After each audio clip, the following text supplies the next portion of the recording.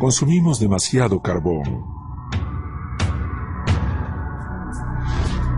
lo que nos coloca al borde de un desastre por el calentamiento global. Pero la ayuda está en camino. Al crear el problema, también estamos creando soluciones. Ahora nos damos cuenta de que será la tecnología la que nos resolverá este problema a gran escala. Y puede hacerse en pequeña escala. Los molinos de viento no son nada nuevo, pero en el garaje de 5.000 metros cuadrados de Jay Leno, tiene un secreto. No importa en qué dirección sopla el viento. Creo que lo genial de esto es que utilizas algo que siempre estuvo aquí, el viento. No lo cambias, no lo alteras, no hay desechos. El viento sopla las 24 horas del día. Él está cerca del aeropuerto cada vez que despega un avión. Tengo 100 vatios. Para suplir a Leno con abundantes vatios está Phil Watkins, inventor en Packwind Incorporated. Para él, aprovechar el viento no es solo una pasión, es el futuro de la energía doméstica. Y puedes ver producirse la energía y lo emocionante que es esta experiencia, ¿saben? Miras arriba, sabes que el viento sopla y dices, bien, estoy generando electricidad. Puedes correr el medidor o ver cómo ocurre. Lo que ocurre es que el viento mueve una turbina que produce electricidad para uso inmediato. Cuando la electricidad no se utiliza, puede almacenarse en una batería y usarse después. Las tormentas de viento son bienvenidas. Las tradicionales turbinas de viento, esos enormes gigantes impulsados por hélices que se colocan en áreas de viento, son capaces de producir varios megavatios. Pero para generarlos, el viento debe incidir en ellos correctamente. Imaginen que esto es una hélice y esta hélice gira alrededor de un eje, ¿de acuerdo? Bien, para que la hélice gire, el viento debe interactuar con la cara del aspa. Si el viento viene de esta dirección, eso significa que el aspa debe moverse en esa dirección para que el viento interactúe con la lámina y la haga mover. Hacer turbinas de viento para el hogar es cuestión de diseño. Al utilizar combinaciones de materiales livianos, Packwind hace posible colocar el poder del viento en los techos. Las paletas en el eje vertical pueden recibir viento desde cualquier dirección. Podemos captar viento en esta área aquí, o en esta área aquí, o en esta área aquí. Podemos atrapar el viento desde cualquiera de estas superficies. En la búsqueda de rendimiento, Packwind tiene más de una forma de atrapar el viento. Básicamente podemos ver dos máquinas que producen más o menos la misma cantidad de energía. Esta está girando a una velocidad menor, pero posee una sección transversal mayor. Significa que a mayor área producimos más energía. Por otro lado, producir energía es también cuestión de velocidad. Así que a mayor velocidad, mayor es la electricidad que produces. Así que en esencia ambas producirán la misma cantidad de energía. Con este viento de 16 km por hora, estas turbinas producen aproximadamente 250 vatios. Es casi lo necesario para hacer funcionar un televisor y un refrigerador. Multipliquen eso por una ciudad o un estado, y billones de toneladas de gases invernadero nunca irán a la atmósfera. Y además tenemos la versión Mondo para aquellos hogares que necesitan de una buena cantidad de vatios. Como el garaje de 5.000 metros cuadrados para autos clásicos de Jay Leno. No quiero tomar la electricidad de alguien más, me gustaría producir mi propia energía, quisiera producir toda la que quiera. Así, mientras el fundador de Packwind, Phil Watkins, instala la turbina, el electricista George Thomas la conecta al electrodo. Se agregan algunos paneles solares y empieza el ahorro de energía. Enciende. Bien, bien, hay buena lectura, ¿cierto? Buena lectura. Bien. La energía que no se utiliza regresa al electrodo. Con las luces apagadas aquí durante la noche, y si la turbina se activa, esto puede almacenar unos 10.000 vatios toda la noche. Puedes literalmente hacer girar hacia atrás el medidor. Cada vez que podemos recuperar energía es genial, es decir, obviamente si podemos encender las luces, no tenemos mucho gasto de energía aquí, más que solo luces y aire acondicionado, y si podemos obtenerla en parte del sol y de las turbinas, pues es genial. Sin mencionar lo satisfactorio. Es como, ¿por qué los tomates que siembras en tu jardín saben mejor que los que compras en el mercado? ¿O por qué la electricidad que uno mismo genera parece mejor que la que compras en la ciudad? Es porque tus manos están allí. Y si ponemos las manos sobre esto, es justo lo que podemos hacer con otra lección ecológica para el hogar. Es una maravilla llamada Green Switch, y persigue a esos vampiros que nos desangran en casa. Existen vampiros que sustraen energía de la casa cuando usted en realidad no tiene nada encendido. Aún apagados consumen energía. Camine por su casa en la noche y observe todas esas pequeñas luces rojas que brillan y se asombrará. Es una de las formas de descubrir cuántos electrodomésticos consumen energía y dinero de sus bolsillos cada día. Para el Ministerio de Energía, esas pequeñas luces rojas representan entre el 10 y 15% de toda la energía que se utiliza en un hogar promedio. Y están allí acechándonos. Este es un típico ambiente de oficina. Quizá usted tenga una impresora, un módem, un estéreo o un iPod. Si usted observa el monitor, utiliza 192 vatios. Todo este equipo en el modo stand-by representa una pérdida de energía. No es bueno para el ambiente y definitivamente no es bueno para su bolsillo. Y no olvidemos al vampiro más poderoso de todos, la unidad de entretenimiento familiar. Como pueden ver, todo este equipo está encendido. Este es el equipo estándar que tenemos en casa, reproductor de DVD, decodificadores para cable y televisión. Esto consume unos 100 vatios. Si se apagan, esta cifra bajaría a unos 26 vatios. Aún apagados, usted aún consume unos 26 vatios, un 25% de la energía que consume normalmente. En casa es solo cuestión de decidir qué vampiros queremos eliminar.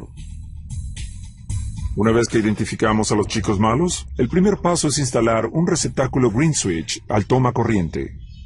Este es nuestro receptáculo. Una vez que sabemos dónde lo queremos colocar, la instalación es muy simple. Esta es la antena. Recibe la señal del interruptor maestro.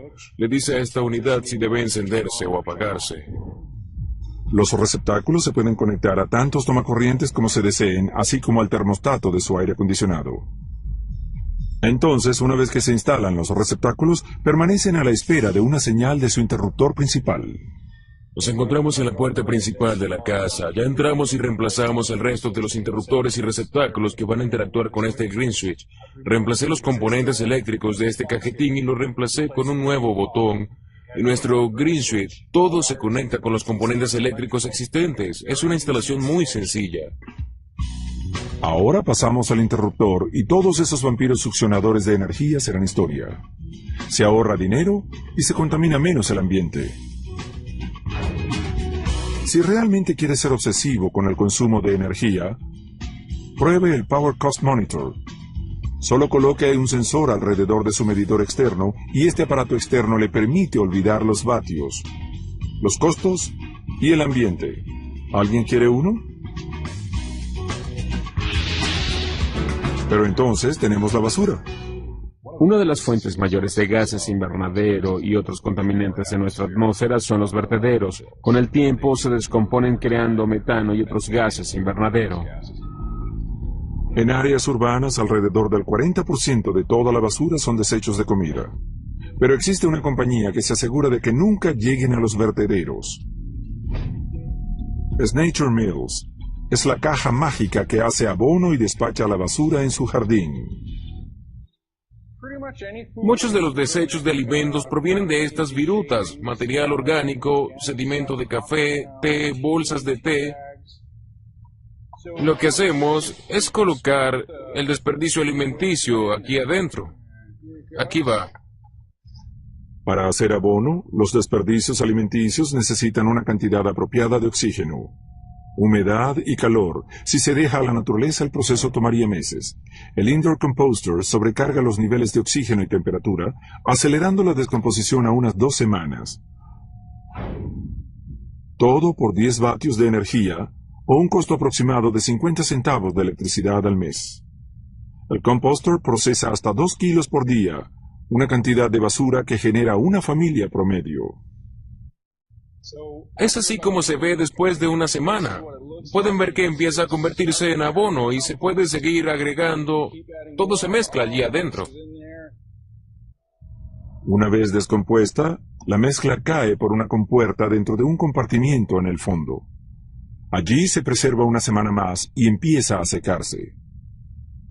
Ahora, si la idea de comida en descomposición le produce cierto cosquilleo en su nariz, no tema. Los creadores ya pensaron en eso. Colocamos un filtro de aire dentro de la máquina, el cual siempre está encendido y está colocado aquí atrás. Pueden ver que el aire pasa por dentro de estos orificios a través de un carbón activado y luego sale por el filtro. Este filtro de aire debe durar unos 5 años. Sin olores, sin ensuciar, sin necesidad de vertederos. Solo abra la compuerta y el producto final está listo para utilizarse. Normalmente toda esta cantidad de desecho orgánico va a los vertederos, pero aquí se convierte en abono y después de 2 semanas se obtiene un rico abono orgánico. Usted no necesita que vengan a llevárselo y además es perfecto para su jardín.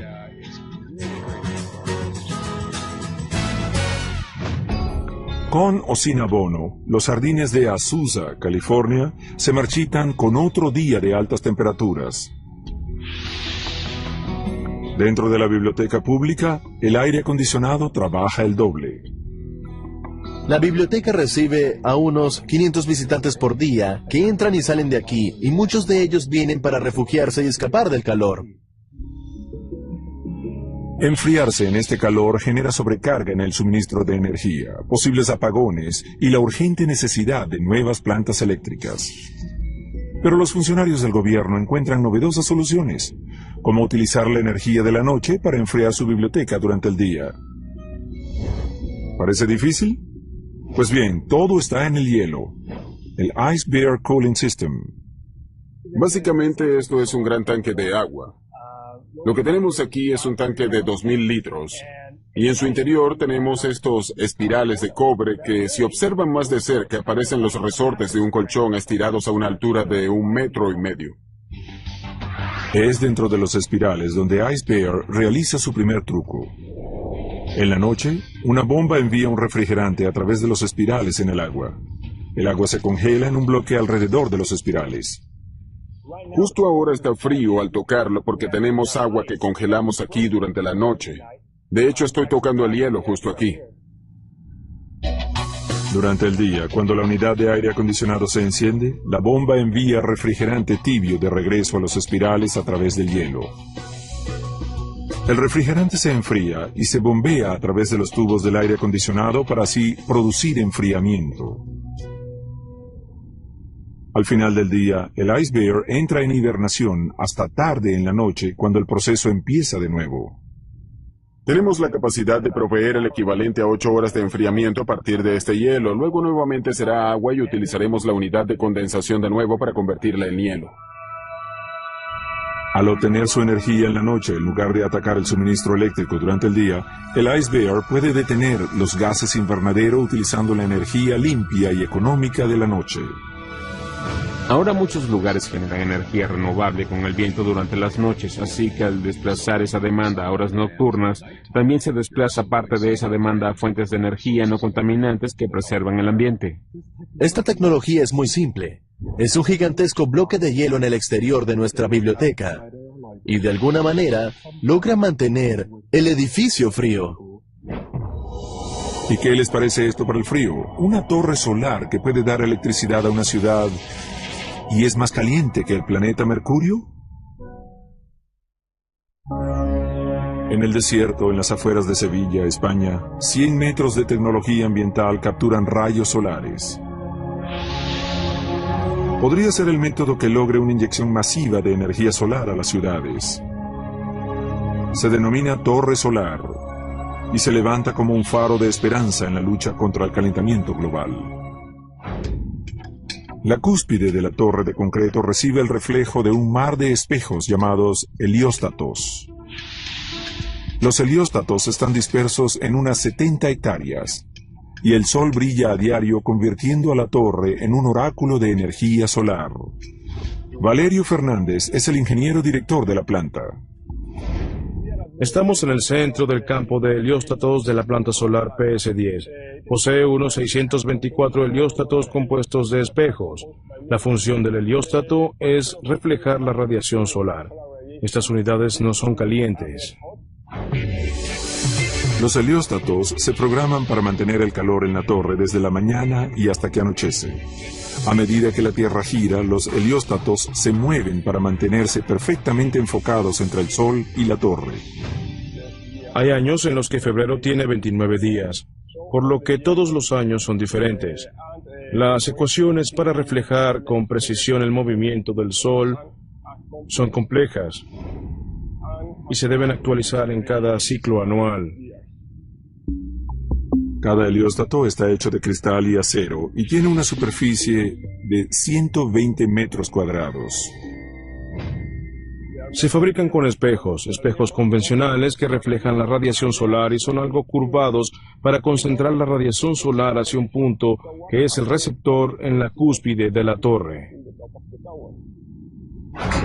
Con el poder de los espejos, el receptor solar alcanza temperaturas de 500 grados centígrados. Eso es más caliente que la temperatura de un día en Mercurio. El receptor consta de 4 paneles de acero. Cada panel es una selección de tubos soldados entre sí. Dentro de los tubos hay agua. Cuando el Sol impacta los paneles, el agua se calienta y se convierte en vapor. La presión que se genera por la expansión del vapor mueve la turbina que genera la electricidad. Una vez que la electricidad se mueve a los electrodos, el proceso finaliza. El calor del Sol se aprovecha con éxito y se convierte en energía no contaminante. Solo esta torre provee de energía a 6.000 hogares. Pero los españoles no se detienen allí. Están construyendo más torres y planifican construir un total de 9. Todo el proyecto producirá suficiente energía para unos 700.000 habitantes 19 kilómetros alrededor de Sevilla. Esta chispa de tecnología de torres se encendió en el desierto de California en la década de los 80. Construido como un prototipo a escala real, Solar One aprovechaba el poder de 1.800 espejos, todos dirigidos a la cúspide de una torre de 90 metros. Pero en lugar de utilizar agua como conductor de calor, Solar One utilizaba aceite. Durante 4 años, el prototipo esporádicamente produjo hasta 10 megavatios de electricidad, un poder suficiente para abastecer 5.000 hogares. Pero aún más importante, probó que la tecnología funcionaba. No creo que alguien imaginara que se generarían tantos kilovatios de energía por día. En realidad, se superaron todos los pronósticos iniciales. De nuevo en Sevilla, España, los ingenieros escogen el agua para disipar el calor. Pero aún existe un reto enorme por sortear. ¿Cómo mantener un giro consistente en la turbina cuando es de noche? En este momento, nuestras primeras plantas tienen una capacidad de almacenamiento de energía térmica muy limitada que nos permite generar electricidad cuando no hay sol, pero se reduce a solo 1 hora. El truco ahora es mantener el agua tan caliente durante la noche como para mantener el flujo de vapor que mueve la turbina. Es por esto que los ingenieros buscan soluciones híbridas como el poder del viento y combustibles biológicos como formas de mantener la energía no contaminante a tiempo completo. Aún la torre solar de España brilla con éxito. Cuando el sol brilla, la torre produce diariamente 11 megavatios de electricidad. Y lo hace sin una sola emisión de gases invernadero. Con esta exitosa planta comercial, creo que dimos un exitoso primer paso. El comprobado éxito a largo plazo del proyecto en España creó una resurrección de las torres solares. Desde China hasta Marruecos, las torres de energía empiezan a capturar la atención de inversionistas y funcionarios gubernamentales. Pero no todas las torres solares son iguales. También existe otra interesante tecnología solar térmica. Es cuando simplemente se toma un embudo invertido y se permite al sol incidir sobre ese embudo todo el día. No es sorprendente que este modelo de embudo se probara por primera vez en la ecoamistosa España, en las afueras de Madrid, en la soleada Manzanares. El proyecto se basó en un simple principio de física. El aire caliente se eleva. El proyecto comenzó con un enorme invernadero. Una cubierta de polímeros transparente o área de captación rodeaba una torre de 190 metros con un fondo hueco. Cuando el sol incidía abajo en la cubierta, el aire por debajo se calentaba a 95 grados sobre la temperatura ambiente. El aire caliente se movía hacia el aire más frío en la cúspide de la torre. Esa corriente ascendiente pasaba a través de una gran turbina dentro de la torre. La planta operó desde 1982 hasta 1989 y generó 50 kilovatios. No era mucho, pero funcionó.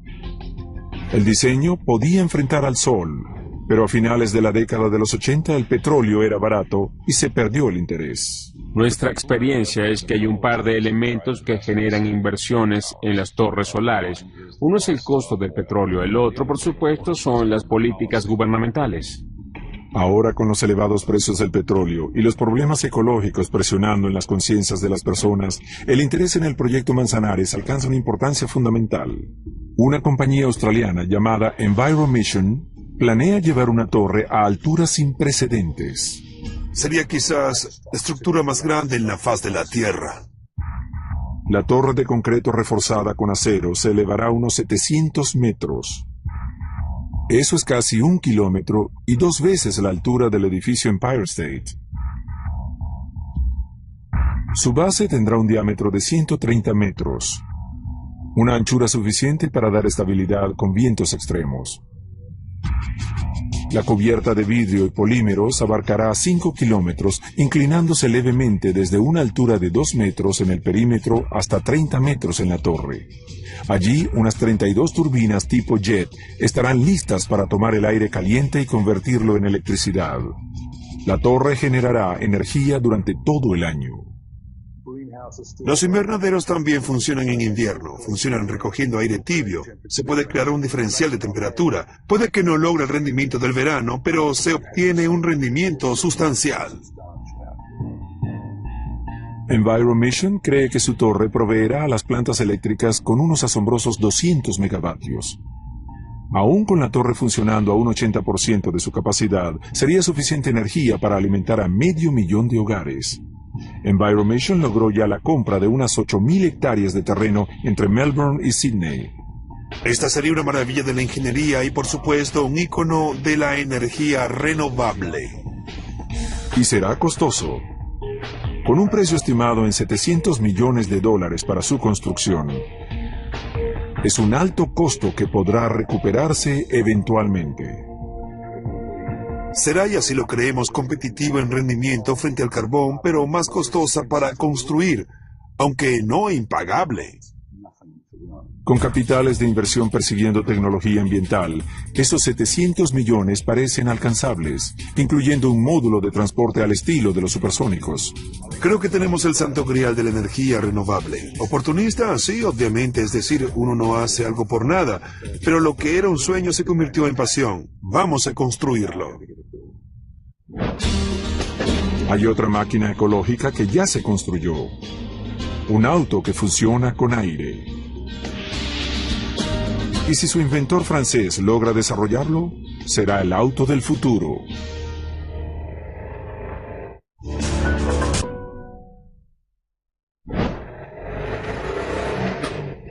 Escuchen el sonido particular de esta solución a la contaminación. Es un auto que funciona con aire comprimido. Se denomina CAT, o tecnología de aire comprimido. Es el resultado de 14 años de investigación y desarrollo del diseñador francés de motores Guy Negre. Con el CAT, Negre creó un auto que produce 0 emisiones. La premisa de este proyecto era, para hacer funcionar un auto, sobre todo en la ciudad, se necesita poca energía, y con el aire comprimido se puede acumular suficiente energía para hacerlo. El aire comprimido se utiliza desde hace mucho como fuente de energía de numerosas herramientas y equipos. Para los diseñadores de autos, el aire comprimido se hizo difícil de aprovechar. Pero ahora, Negre y su equipo en la Motor Development International construyeron un motor que creen que revolucionará el mercado. En el interior de un motor de combustión, la gasolina y el oxígeno se encienden. Las explosiones resultantes crean presión, lo que empuja a los pistones que giran el cigüeñal. Con el motor de Negre, explosiones de aire comprimido calculadas con precisión crean la presión necesaria para hacer funcionar los pistones sin contaminar. Proveer de suficiente energía para hacer funcionar el auto requiere de una presión de 4.300 libras por pulgada cuadrada. Eso es más de 100 veces la presión de la llanta de un auto. Forzar el aire dentro de un tanque tan pequeño como para encajar debajo del chasis del CAT es una potencial bomba de tiempo. Los diseñadores asumieron el reto de construir un tanque que no explotara. Aquí vemos la tecnología dentro del auto. Pueden ver que debajo del piso tenemos algunos tanques de fibra de carbono. Debe utilizarse fibra de carbono en los autos porque es muy segura. Si hay un choque no habrá problemas con la dispersión de las piezas. Hay solo una grieta y el aire se escapa.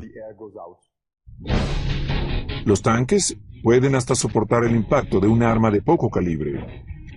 Ya que funciona con aire, el CAT tiene un chasis de aluminio ligero para mantenerlo delgado y ágil. Los mismos cuidados se tienen para la carrocería. La carrocería del auto se hace con fibra de vidrio. Utilizar fibra de vidrio es muy importante para nosotros porque el auto será más liviano y al tener un auto liviano tendremos mayor autonomía. Nuestra tecnología no almacena mucha energía, así que tenemos que lograr una mayor autonomía con esta cantidad. La compañía de Negre dio una licencia a Tata Motors, el mayor fabricante de autos de la India. Y la Ciudad de México se interesa por el CAT como una forma de reducir sus nubes de smog. Una vez que el CAT deja la fábrica, necesita aire. Así que la compañía de Negre necesita convencer del proyecto a las estaciones de combustible para que instalen compresores y tanques de aire. Esto es un compresor y puede usarse para llenar estos tanques de alta presión. Es un enorme volumen. Luego, cuando el auto llega a la estación de aire, solo se transfiere el aire desde estos grandes tanques al auto, lo que toma unos 3 minutos. El suministro de aire también puede hacerse en casa. Enchufe un compresor que viene con el auto y en 3 o 4 horas el tanque estará lleno. Ahora está listo para recorrer 200 kilómetros por solo $2. Si el aire se genera con una fuente renovable, el auto se convierte en una verdadera máquina ecológica. Este es el alternador del motor que abastece el auto al conectarlo a una toma eléctrica para llenar los tanques. Juntemos toda esta tecnología y la presión para la ciudad del Minicat alcanzará unos 100 kilómetros por hora. Pero si desea un tigre en su tanque, la compañía de Negre desarrolla un híbrido a gasolina. Cuando se agota el aire, el motor a gasolina se acciona y un compresor llena de nuevo los tanques de aire. Al alternar los dos combustibles, el híbrido podrá ronronear por unos 900 kilómetros con un tanque de gasolina. El primer auto elegido para una producción inicial es el Minicat. Si les parece que su aspecto externo es extraño, esperen a ver el volante. Por eso colocamos al conductor en el centro. Al colocar al conductor en el centro, se puede colocar más en el frente del auto, y el maletero puede tener más espacio. Esta es la idea básica. Por esto, es más sencillo para nosotros utilizar este auto en Inglaterra y Francia. No hay problema si el conductor está en el centro. Volante a la derecha o a la izquierda, no importa. Guy hizo un auto para todos. El costo del CAT puede variar desde $7,000 para uno de 4 cilindros hasta $25,000 para un auto familiar de 6 cilindros. La determinación de Negre por ser ambientalmente responsable también se extiende a la fabricación. Vamos a expandir el concepto industrial con el que empezamos, el cual es fabricar autos en pequeñas fábricas ubicadas en el mercado. Es un concepto original, es muy importante para la economía, para la sociedad, el tema de la polución y el ambiente. El auto de aire comprimido funciona. Ahora todo lo que Guy Negre necesita es el apoyo del público y de la industria automotriz. Los adelantos siempre son difíciles, y en especial los adelantos tecnológicos, porque la industria generalmente sigue una dirección ya establecida y no les gusta ver que alguien cambie el curso. Pero hoy existe una necesidad mundial por cambiar el curso.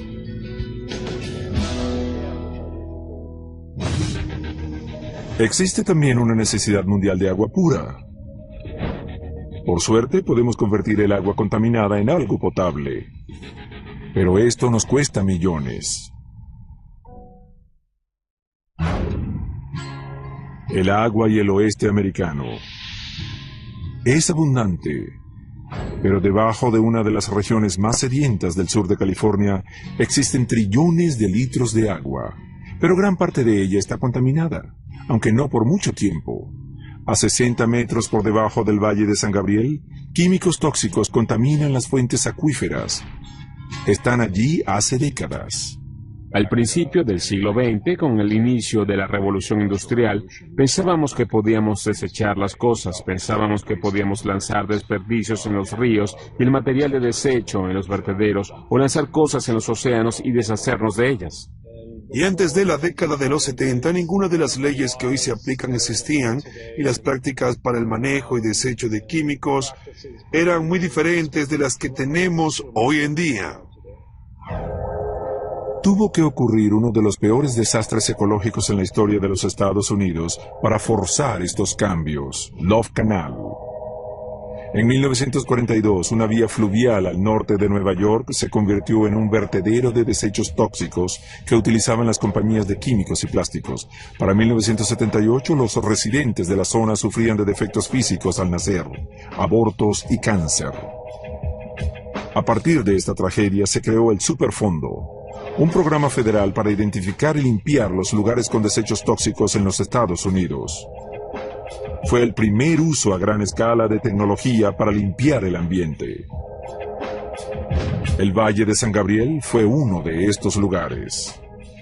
La Agencia de Protección Ambiental sabe de unas 20 compañías que contaminan esta área.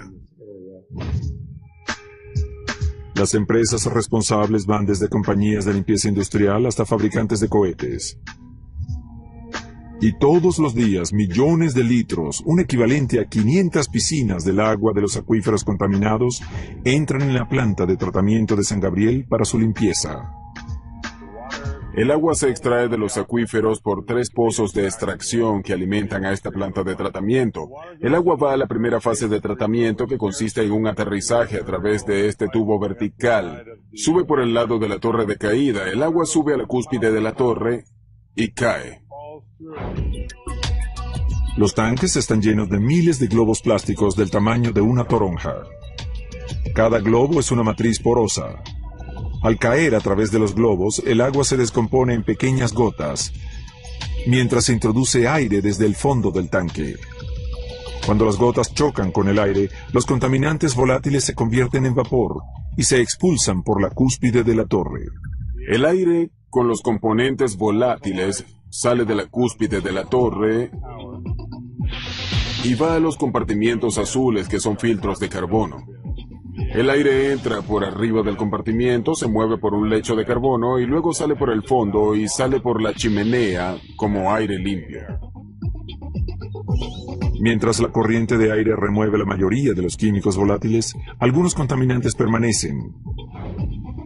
El próximo en la lista de eliminación es un potencial agente cancerígeno, el 1,2,3-tricloropropano. Una vez que el agua deja las torres con aire, penetra a través de este tubo superior a unos 10 recipientes llenos en 2/3 con carbono granulado, que es este material de aquí. El agua entra por la parte superior de los tanques, pasa por el carbón y se remueven todos los tóxicos volátiles que no se eliminaron en las torres con aire junto con el 1,2,3-tricloropropano. El agua limpia sale del sistema por esta línea inferior de aquí y pasa a la siguiente fase del tratamiento, que es el intercambio de iones. En la estación de intercambio de iones, el agua fluye por una serie de tanques. El blanco aquí es un componente de combustible para cohetes llamado perclorato. Si el perclorato se ingiere, puede afectar a la tiroides. Están llenos con resina de intercambio de iones. Una resina sintética. Hay 30 recipientes en cada carrusel. Mientras el agua con perclorato pasa por los recipientes llenos de la resina atrapa los iones de perclorato y los reemplaza con iones de cloruro. Todavía queda un químico testarudo y persistente, el NDMA, un potencial causante de cáncer. La mejor manera de eliminarlo es liquidarlo con rayos ultravioleta. Este es el último paso en nuestra planta de tratamiento. Este es el sistema ultravioleta. El agua pasa por aquí. Cada uno de estos paneles tiene 16 luces. El agua fluye por esta luz y el NDMA se anula. El NDMA es un componente de combustible para cohetes, y es así como se ve. Dentro del contenedor, el agua pasa a través de una serie de 2200 luces ultravioleta. Cuando las moléculas de NDMA absorben la luz, se descomponen en elementos no tóxicos. Al final del tanque, el agua recibe un toque de cloro y luego hace una pausa de limpieza para ir al suministro de agua de la ciudad. Aquí nos encontramos en el desagüe de la planta. Lo que hace una hora entró en la planta como agua contaminada, es ahora agua potable, segura para el consumo humano. Mientras el agua limpia deja esta parte de la planta, una cantidad igual de agua contaminada entra por la toma inicial. Es un ciclo que se repetirá en las siguientes décadas. El área de agua subterránea contaminada tiene más de 12 kilómetros de largo por 2 kilómetros de ancho. Creemos que tomó 40 o 50 años alcanzar este tamaño. Va a tomarnos el mismo tiempo o más potabilizar esta agua. Hasta la fecha, solo en esta planta, el costo de la limpieza es cercano a los 48 millones de dólares y sigue subiendo. De eso, el gobierno federal cubrió el 30%. Las empresas responsables pagaron el resto. Los tiempos difíciles a veces reclaman soluciones radicales, como un extraño experimento que puede salvar al mundo y nos lleve de nuevo a la era de los barcos a vela. A bordo del Weatherbird 2, en Fort Lauderdale, Florida, un equipo de biólogos marinos se prepara para un viaje que creen ayudará a salvar a un mar enfermo y al mismo tiempo ayudar a detener el calentamiento global al convertir al océano en una gigantesca esponja. Los biólogos eligen un elemento indispensable para la vida humana, el plancton. Estos microscópicos organismos pueden actuar como bosques flotantes, absorbiendo el dióxido de carbono del aire y regresándolo como oxígeno puro. Pero el lecho de plancton se reduce a una tasa de 1% al año. El equipo del Weatherbird quiere revertir esa tendencia con un simple pero controversial experimento. Planktox, nuestra compañía está en el negocio de la restauración ambiental. Decimos que restauramos los árboles y los océanos del planeta. El equipo de Planktos quiere alimentar los lechos de plancton con los nutrientes que estos microorganismos necesitan, hierro. Con más plancton en el océano tendremos menos CO2 en la atmósfera. Por cada tonelada de hierro que va al océano, las plantas oceánicas retiran unas 100.000 toneladas de dióxido de carbono de la atmósfera. Con imágenes satelitales, el equipo identifica para su experimento un claro florecimiento de plancton a unos 500 kilómetros de las Islas Galápagos. Aquí tengo una muestra de algo del nutriente de hierro que se mezclará con el agua. Y este nutriente con el que fertilizaremos es muy fino para que se disuelva cuando lo agreguemos en el agua. Queremos que flote en la superficie tanto como sea posible. De esa forma llevará el plancton a la superficie. En un periodo de 2 semanas, la tripulación del Weatherbird utilizará un tubo plástico para verter entre 50 y 100 toneladas de hierro encima del plancton de las Galápagos. Para el equipo de Planktos, eso removerá entre 5 y 10 millones de toneladas de CO2 de la atmósfera. Usamos estos mezcladores de aquí, succionamos el agua marina dentro de ellos, pueden soportar unos 1000 litros. Abrimos esto, colocamos el hierro aquí adentro, los motores se encienden, mezclamos el hierro con el agua de mar. Estos tubos entran por detrás y soltamos la mezcla concentrada de hierro y agua de mar mientras el barco se mueve y lo rociamos sobre el océano. Luego de esparcir el hierro, un equipo de investigadores permanecerá con el plancton por 20 semanas para monitorear su crecimiento y registrar cuánto dióxido de carbono se absorbe. Examinan las muestras para determinar cuán profundo se sumerge el plancton cargado de CO2. Esto permite al equipo determinar cuánto tiempo permanece el CO2 fuera de la atmósfera. Una vez que secamos el plancton, podemos identificar cuánto carbono está presente en la biomasa. Hacemos esto para las diferentes profundidades y así vemos cuánto plancton hay en la superficie. Cuánto se hunde a 100 o a 200 metros. Mientras más este desciende, el carbono se pierde por décadas o milenios. Mientras más profundo descienda el plancton, habrá mayor presión para retenerlo abajo, y esto evita que el carbono ascienda. Si se hunde por debajo de los 500 metros, significa que se mantendrá allí por más de 1000 años. Y aumenta la ganancia de planctos al vender créditos de carbono. Sí, también es un negocio. Los créditos de carbono permiten a las industrias y a las personas que producen CO2 hacer una compensación por sus propias emisiones. Al pagarle a compañías como Planctos para que planten hierro en el océano, árboles en los suelos o turbinas en el cielo, podemos salvar el planeta. El estándar mundial es de un crédito igual a 1 tonelada de CO2. Los precios varían según el método. Al restaurar las poblaciones de plancton que se encuentran en gran peligro, podemos restaurar esa vida y a cambio generamos créditos de carbono que financian toda la operación. Es una maravillosa situación de ganancia para todos. Algunos en la comunidad científica no están de acuerdo. Para algunos el proyecto de Planctos puede tener consecuencias imprevistas. Cuando produces un crecimiento repentino de plancton o de algas donde no se supone que ocurra, ese crecimiento absorberá oxígeno y arrebatará a esa parte del océano el oxígeno de los seres que viven allí. Como cualquier genio en una botella, debemos liberarlo con cuidado si es que lo hacemos. Y aunque no existe consenso sobre cuánto carbono soporta el océano, para Planctos bien valen los riesgos. Queremos saber si funciona, y por supuesto, si no funciona no podremos ganar dinero, y como somos una compañía que busca beneficios, nuestros inversionistas no aportarán fondos y todo se detendrá. Otras máquinas ecológicas en nuestros océanos son menos controversiales y un poco más altivas, como este producto alemán llamado SkySail. Es una propuesta para compensar las emisiones de miles de barcos de carga que cruzan los mares a diario. El SkySail se concibe para aliviar el trabajo del motor. Amarrado a la cubierta con sogas de fibras de carbono, le proporciona al barco un impulso adicional para desplazarse.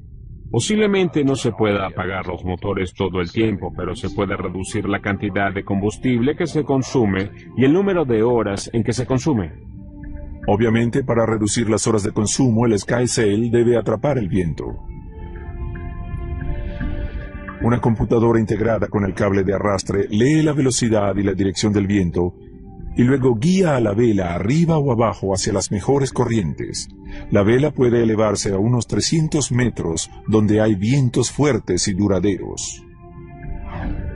Las computadoras a bordo coordinan los datos del satélite con las rutas de navegación para buscar las rutas más rápidas. Las pruebas a bordo del Beaufort, una nave de 60 metros, demuestran que el sistema funciona. En vientos de 15 kilómetros por hora, el SkySail de 80 metros cuadrados produce una fuerza de arrastre de 3 toneladas. Es un ahorro de 1.200 litros de diésel por día. Si se colocara un SkySail en la mitad de los 40.000 barcos de carga y tanqueros que navegan, se lograría un ahorro de billones de litros de combustible al año. Con velas más grandes y vientos más veloces, el ahorro sería mayor. Cuando el viento baja o se acerca una tormenta, el SkySail se recoge en un compartimiento bajo la cubierta. Al navegar hacia el siglo XXI, Vemos a estas máquinas ecológicas como aliados que salvan nuestro ambiente. Podemos captar viento en esta área aquí, o en esta área aquí, o en esta área aquí. Podemos atrapar el viento desde cualquiera de estas superficies. En la búsqueda de rendimiento, Packwind tiene más de una forma de atrapar el viento. Básicamente podemos ver dos máquinas que producen más o menos la misma cantidad de energía.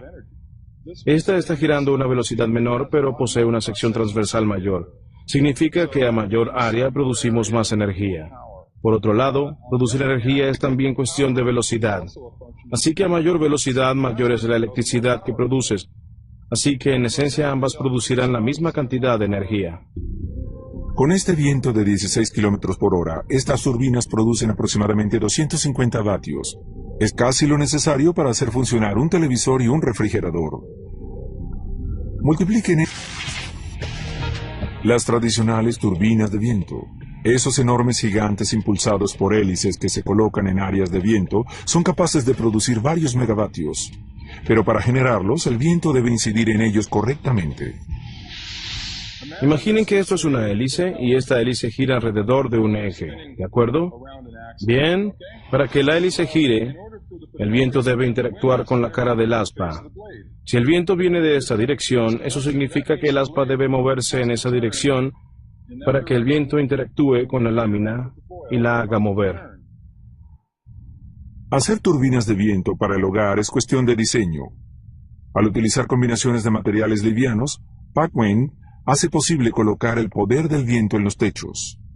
Las paletas en el eje vertical pueden recibir viento desde cualquier dirección. Eso por una ciudad o un estado, y billones de toneladas de gases invernadero nunca irán a la atmósfera. Y además tenemos la versión Mondo para aquellos hogares que necesitan de una buena cantidad de vatios. Como este, el garaje de 5.000 metros cuadrados para autos clásicos de Jay Leno. No quiero tomar la electricidad de alguien más, me gustaría producir mi propia energía, quisiera producir toda la que quiera.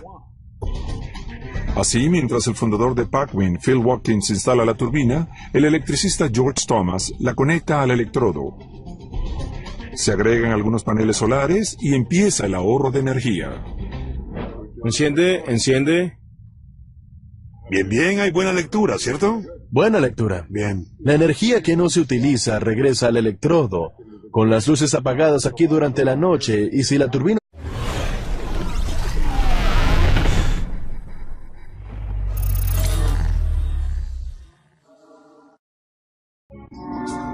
Consumimos demasiado carbón, lo que nos coloca al borde de un desastre por el calentamiento global. Pero la ayuda está en camino. Al crear el problema, también estamos creando soluciones. Ahora nos damos cuenta de que será la tecnología la que nos resolverá este problema a gran escala. Y puede hacerse en pequeña escala. Los molinos de viento no son nada nuevo, pero este, en el garaje de 5.000 metros cuadrados de Jay Leno, tiene un secreto. No importa en qué dirección sopla el viento. Creo que lo genial de esto es que utilizas algo que siempre estuvo aquí, el viento.